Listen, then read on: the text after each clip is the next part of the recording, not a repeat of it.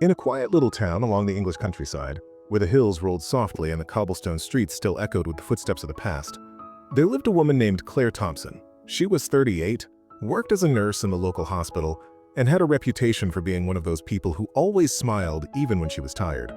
But what most people didn't know was that beneath that calm, kind smile, Claire carried a heaviness she never spoke about.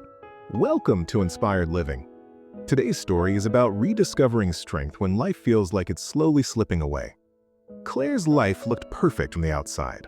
She had a stable job, a small but lovely home, and a few close friends who often invited her out for coffee on Sundays. But since losing her husband, Tom, to a sudden heart attack 3 years earlier, she'd been living on autopilot. She woke up, went to work, came home, and stared at the same walls every night. There was no laughter anymore, no music, no spark. One foggy morning, as she sat in her kitchen sipping tea before her shift, she caught sight of a dusty envelope tucked behind the sugar jar. It was addressed in Tom's handwriting. She froze. Her hands trembled as she pulled it out and unfolded the letter. It read, "If you ever find this, it means I didn't get the chance to tell you one last thing. Promise me you'll keep living, Claire. Don't turn life into a waiting room. Go see the world. Meet people, laugh again." Tears blurred the words. She'd read them again and again, as if somehow they'd fill the empty space he left behind. But the truth was, she didn't know how to keep living. She didn't even know where to start. That evening at the hospital, Claire met an elderly patient named Mr. Bennett. He was 86, cheerful despite being in pain, and he talked more than any patient she'd ever had. "You look like you've got the whole world on your shoulders, nurse," he said one night as she checked his blood pressure. She smiled weakly. "Something like that," he nodded. "You remind me of my late wife.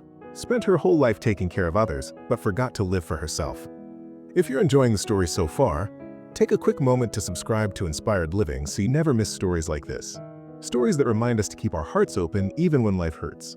Over the next few days, Claire and Mr. Bennett became unlikely friends. He told her stories from his youth, how he'd fallen in love in Paris, how he'd once painted murals on the walls of an old cafe, and how he'd always meant to go back but never did. "Don't make my mistake," he said one night. "Don't wait until you're too old to chase the things that make your heart race." A few weeks later, Mr. Bennett passed away quietly in his sleep. On the day of his funeral, the nurses found a small note he'd left for Claire. It said, "Go see Paris for me." That weekend, Claire stood at her window, holding his note and Tom's letter. The sky outside was gray, rain pattering against the glass. For the first time in years, she decided she wouldn't spend her Sunday in silence. She opened her laptop, searched flights to Paris, and booked one. When she arrived, the air smelled of croissants and rain. The streets shimmered under the morning light, and the sun flowed like a ribbon through the heart of the city. She walked with no plan, no destination, just a sense of freedom she hadn't felt in years. At a little cafe near Montmartre, she met an old street painter. He noticed her watching and said, "Would you like me to paint you?" She laughed softly. "I don't think I'd make much of a painting." He smiled. "Nonsense. Everyone tells a story." So she sat while he painted, and they talked. She told him about Tom, about her job, about losing people she loved. When finished, he turned the canvas toward her. What she saw made her breath catch.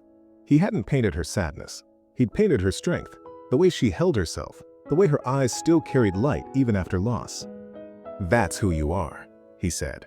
"Don't forget her." That night, Claire stood on the Pont Neuf bridge, watching the lights ripple across the river. She realized something. Grief doesn't leave, but life doesn't stop waiting either.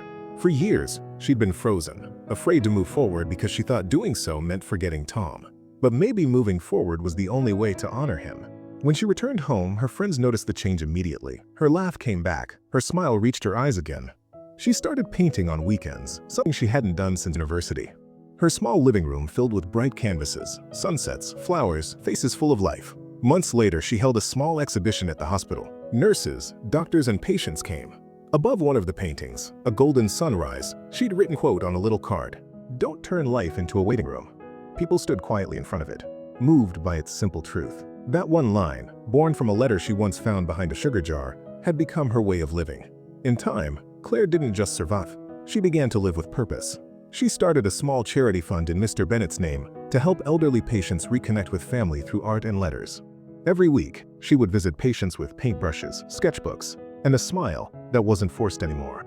Sometimes she'd pause by the window, watching the world outside. People rushing to work, children laughing on bikes, the sound of life buzzing in every direction, and she'd whisper softly, I'm still living, Tom. Life, she realized, wasn't about holding on or letting go. It was about learning to carry both with grace. If this story touched your heart, please take a moment to like, share, and comment your thoughts below.